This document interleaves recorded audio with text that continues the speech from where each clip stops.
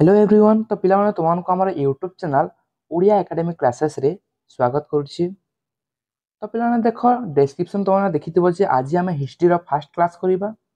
तो आउ कि दिन पर जहाँकि plus two second year internal exam होगा जाऊँगी जहाँकि 20 मार्क रही। तो गोटे मार्क वाला जहाँकि 5टा क्वेश्चन आसो।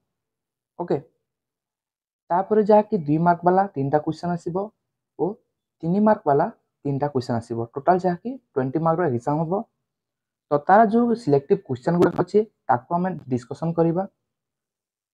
ओके, तो फास्ट आम कौन करवा ना गोटे मार्क वाला क्वेश्चन देखा। ओके, तबे चलो क्लास टी स्टार्ट करदे। क्यों गाल्पिकों रेवती गल्परू 19 शताब्दी रे ओडिशार नारी समाजर अवस्था कथा जानी हुए जहाँकि सामाजिक इतिहास रचना क्षेत्र में खूब सहायक होता है। तो फास्ट ऑप्शन टी देख फकीर मोहन सेनापति। ओके, सेकेंड अच्छी गंगाधर मेहर, थर्ड अच्छी नंदकिशोर बल, फोर्थ अच्छी देखो राधानाथ राय। तो यार सठिक उत्तर है फकीर मोहन सेनापति। ओके पिलाने तापर देख प्राचीन कलिंग नगरी वर्तमान नाम कौन अटे। जो प्राचीन कलिंग थिला ओके तार वर्तमान नामटा हूँ हरिशपुर गढ़। ओके, तो 3 नंबर क्वेश्चन देखा गिरनार प्रस्ताराभिलेख क्यों शासकों गुणगान करिथाए। तो ऑप्शन ए देखो ऑप्शन जो क अच्छी शक शासक रुद्रदामन यह हूँ सठिक उत्तर। जो गिरनार प्रस्तराभिलेख अच्छी ताहा शक शासक रुद्रदामन गुणगान करिथाए। देन अच्छी मुद्रा नथिले केउ मानक इतिहास अज्ञात होई रही थांता।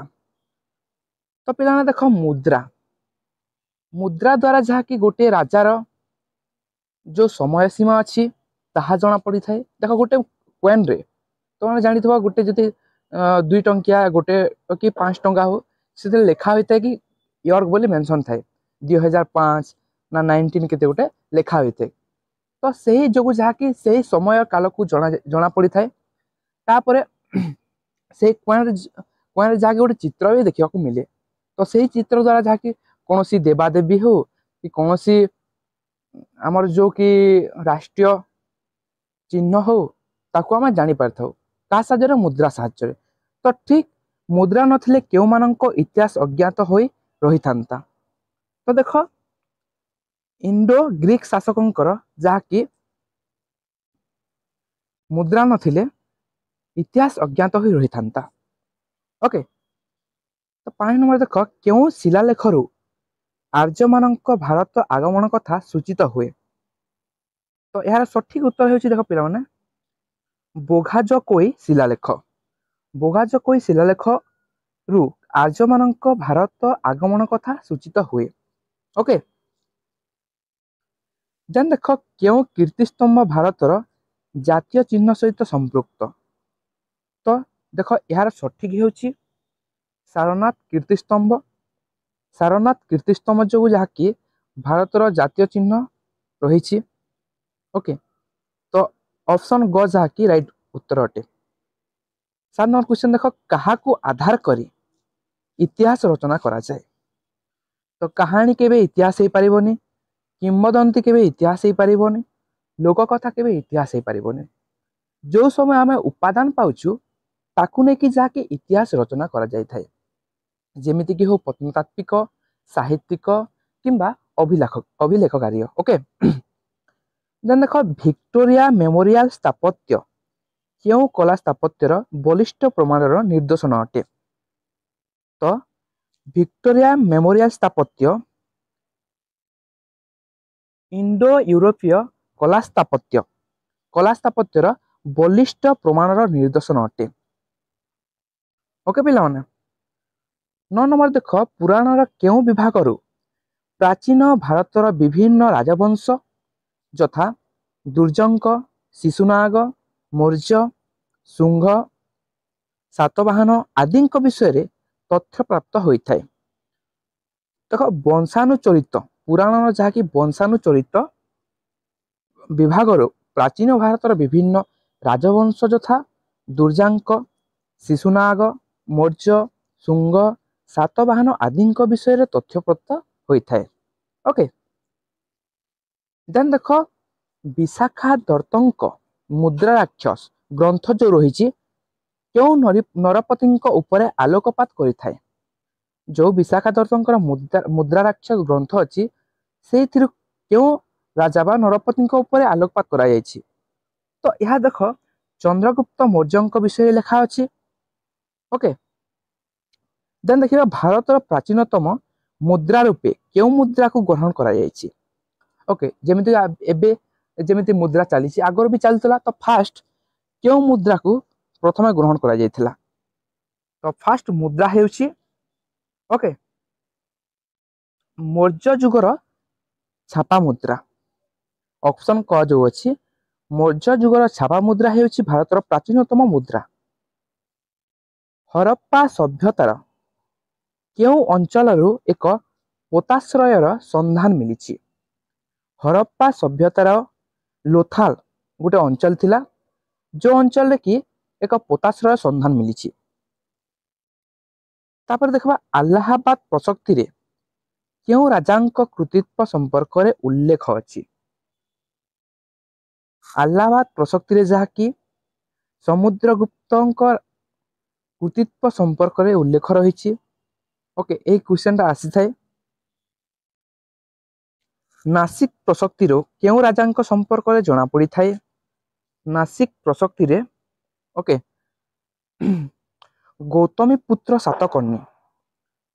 ନାସିକ ପ୍ରଶକ୍ତିରେ କାରଣ ନା ଗୌତମୀ ପୁତ୍ର ସାତକର୍ଣ୍ଣୀ ରାଜାଙ୍କ ସମ୍ପର୍କରେ ଜଣାପଡ଼ିଥାଏ। ତ ପିଲାମାନେ ଦେଖ ଆହ୍ଲାବାଦ ପ୍ରଶକ୍ତି ଓ ନାସିକ ପ୍ରଶକ୍ତି এই দুইটা ଯେଉଁ କ୍ୱେଶ୍ଚନ ରହିଛି ଏହି ଦୁଇଟି କ୍ୱେଶ୍ଚନ ମଧ୍ୟରୁ ଯାହାକି ଏକ୍ଜାମରେ ଆସିପାରେ ହେଲା, ତାହା ଇଣ୍ଟରନାଲ ହେଉ କି ଏକ୍ସଟର୍ନାଲ ହେଉ, ତ ମନେ ରଖିଥିବ। ଦେନ୍ ଦେଖ 15 ନମ୍ବର କ୍ୱେଶ୍ଚନ ରହିଛି ସଙ୍ଗମ ସାହିତ୍ୟ ଭାରତର କେଉଁ ଅଞ୍ଚଳର ରାଜବଂଶ ଓ ରାଜାମାନଙ୍କ ଉପରେ ବିବରଣୀ ପ୍ରଦାନ କରେ? ତ ସଙ୍ଗମ ସାହିତ୍ୟ ଭାରତର ଦକ୍ଷିଣ ଅଞ୍ଚଳର ରାଜବଂଶ ଓ ରାଜାମାନଙ୍କ ଉପରେ ବିବରଣୀ ପ୍ରଦାନ କରେ।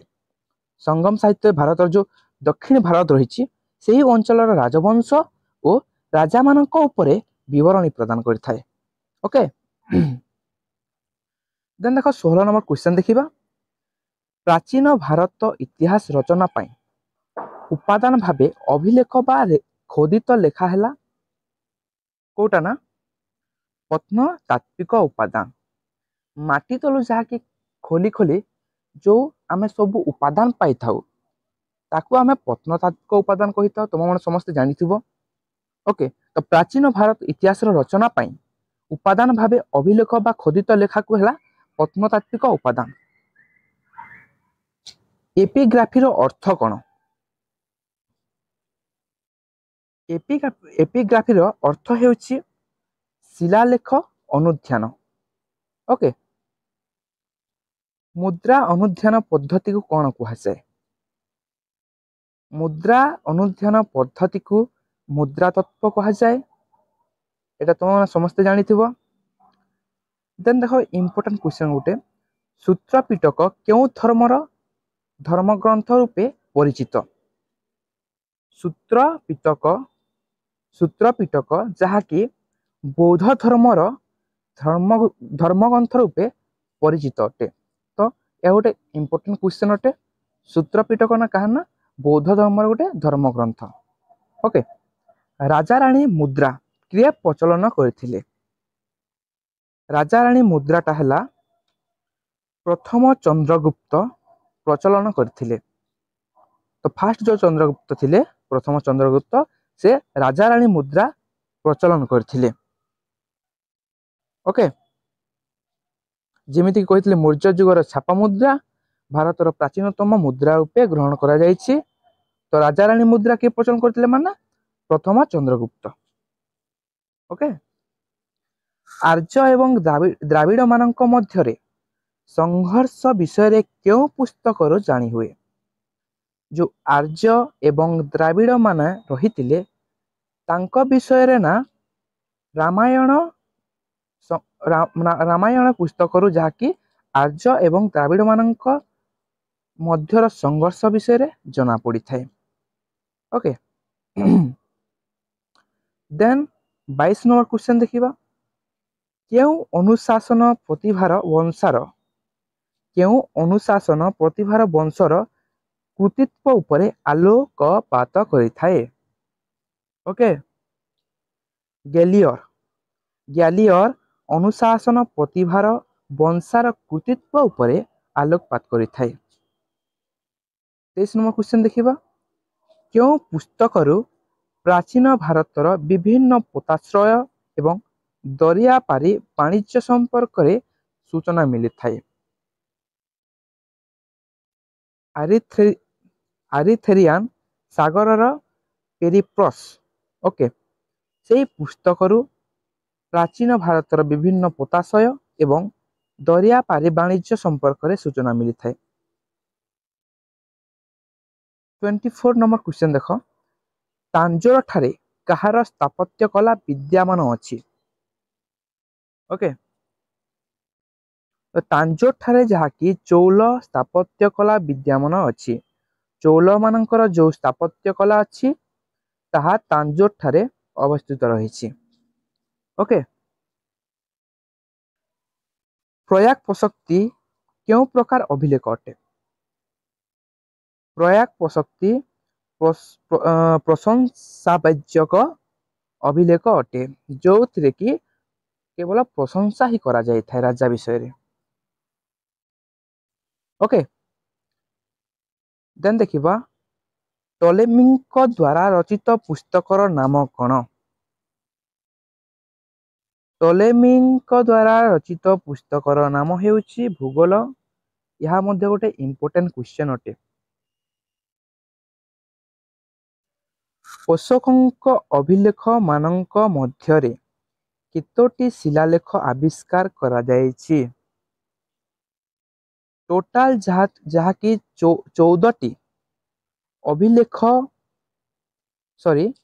टोटाल जहाँकि 14टी शिलालेख आविष्कार करा जायछि अशोकଙ୍କ अभिलेख मानक मध्यरु। ओके तो ऑप्शन ख हेउछि राइट आंसर। अशोकଙ୍କ अभिलेख मानक मध्यरु 14टी शिलालेख आविष्कार करा जायछि। राजतरंगिणी रचयिता किए। तो कल्हन जहाँकि राजतरंगिणी लिखिथिले। मुद्रा राक्षस नाटकर रचयिता किए। मुद्रा राक्षस जहाँकि विशाखा दत्त रचयिता करथिले बा रचना करथिले। केउ राजांक शासन काल रे मेघाथिनिस भारत भ्रमण रे आसीथिले। ओके चंद्रगुप्त मौर्य जो थिले तांको समय रे जाकी मेघाथिनिस भारत भ्रमण रे आसीथिले। ओके आ जे कि गोटे बढ़िया पुस्तक लिखिथिले मु नेक्स्ट कहि देबी। ओके कहा राजत्व काल रे चीन परिव्राजक फाइयान भारत भ्रमण रे आसीथिले। ओके द्वितीय चंद्रगुप्तଙ୍କ समय रे जहाँकि चीन परिव्राजक फाइयान भारत भ्रमण रे आसीथिले। ओके आ चंद्रगुप्त मौर्यଙ୍କ समय रे किए आसीथिला ना मेघाथिनिस आसीथिले। तारिक इ हिंद पुस्तकर रचयिता किए। तारिक इ हिंद पुस्तकर रचयिता किए। तो यार रचयिता हेउचंती आल्बेरुनी। ओके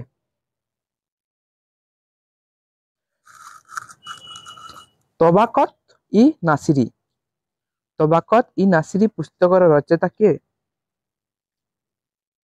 ऑप्शन ग मिनहाज इ सिराज। मिनहाज इ सिराज हेउचंती तबाकत इ नासिरी रो रचयिता। ऋक वैदिक जुगरे जलर देवतांकु कोन कहा जाउतला। कोन कहा जाउतला पिला माने ऋक वैदिक जुगरे जलर देवता को वरुण बोली कहा जाउतला। ओके गणराज्य गुड़िक मध्यरे थिबा द्वंद्व गुड़िकर समाधान पाई गठित सभा को कौन कहा जाउथिला। तो देख गणराज्य गुड़िक मध्यरे थिबा द्वंद्व गुड़िकर समाधान गठित समाधान पाई गठित सभा को सन्थगार बोली कहा जाउथला। पांडव माने अज्ञातवास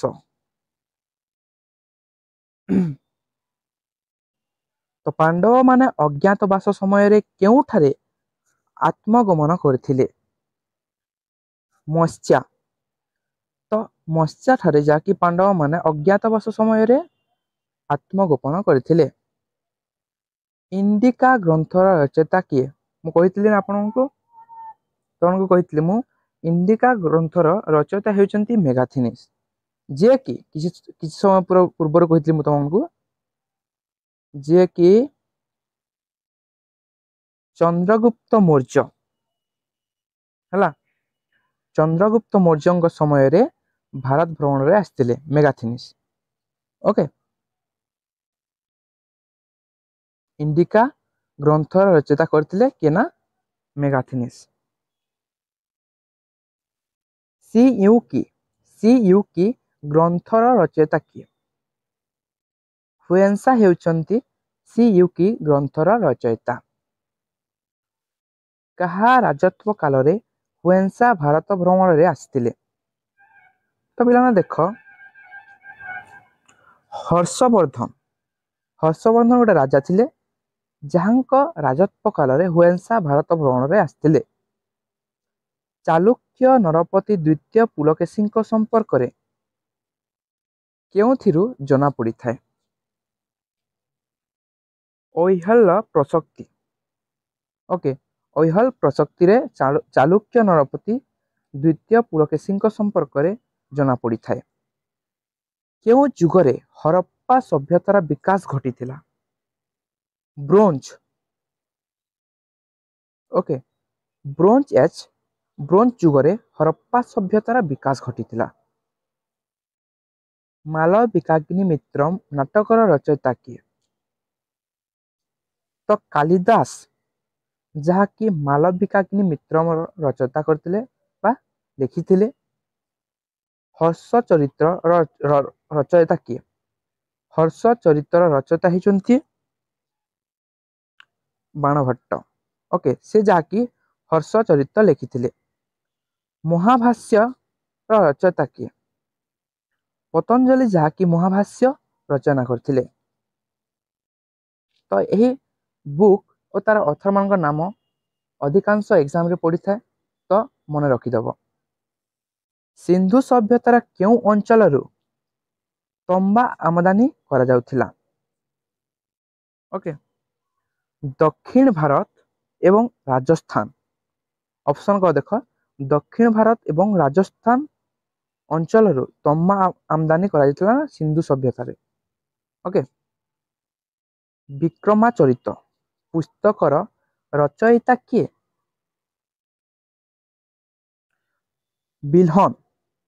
बिल्हन जहाँकि विक्रमार्क चरित पुस्तक रचना करथिले बिल्हन। ओके, अशोकंक सारनाथ धौली और जौगढ़ अभिलेख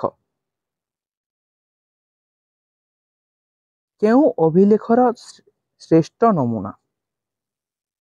तो देख धर्मीय अभिलेख अटे अशोकंक सारनाथ धौली और जौगढ़ अभिलेख जहाँकि धर्मीय अभिलेखर एक श्रेष्ठ नमूना अटे।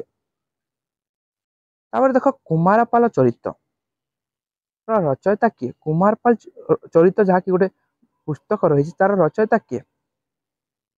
हेमचंद्र हेउचंती ऑप्शन ग हेमचंद्र हेउचंती कुमारपाल चरित्र रचयिता। रामचरित्र रचयिता किए? ओके, सांध्याकर नंदी। ऑप्शन ग सांध्याकर नंदी हेउचंती रामचरित्र रचयिता। तो लास्ट क्वेश्चन आज आम डिस्कसन करिबा। सांध्याकर नंदींक रामचरित्र रे केउ राजांक कथा आलोचित होईछि? बंगराजा। यार आंसर भी देखो ऑप्शन ग बंगराजा रामपाल। सांध्यकार नंदींक रामचरित्र रे बंगराजा रामपाल राजांक कथा आलोचना होईछि। तो पिलाने 50-50 टी क्वेश्चन नहीं कि डिस्कशन करवा और जल्दी सारी कि आप रिविजन करने ओके। तो जदि भिडियोटा भल लगी भिडियो गोटे लाइक करदेव और निज निज सांग सहित सेयार करने। तो रोची।